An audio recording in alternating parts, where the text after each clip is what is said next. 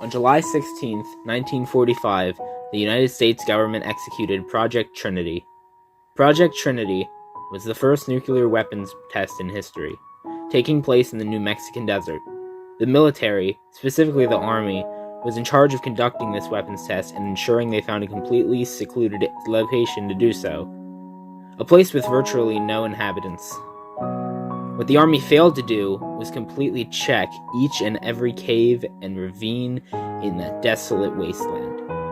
But we'll come back to that soon enough.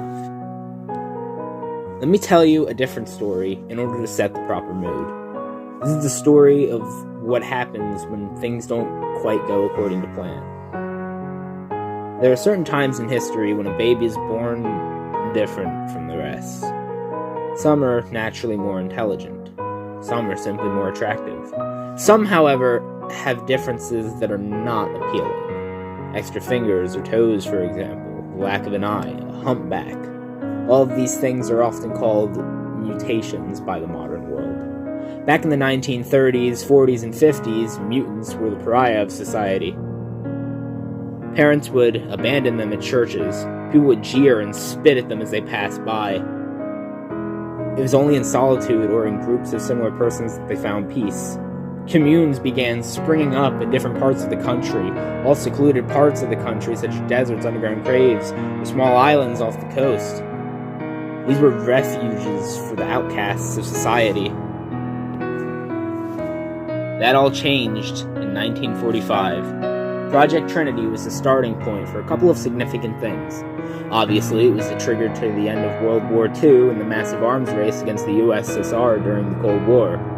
Also, it was the beginning of a massive genocide you may otherwise never have known about. Near the blast site of Trinity was a community of nearly 45 mutants.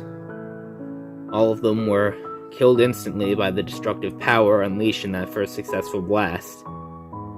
In 1946, there were two more test fires on communes in the Marshall Islands. In 1951, another blast in the Pacific region caused severe radiation sickness and death to another large group of mutants.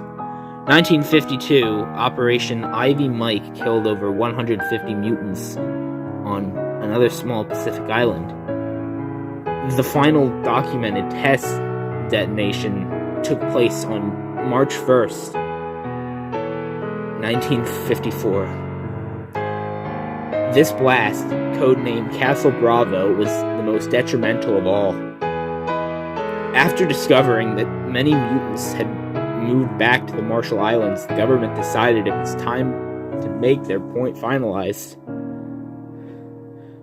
They detonated a 15-megaton bomb in shallow water just off the island shore. Radioactive water vapor and bits of metal entered the atmosphere around the island and fell back onto its shores.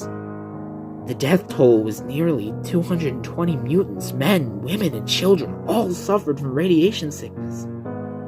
Many developed cancer and spent the rest of their short lives in pain.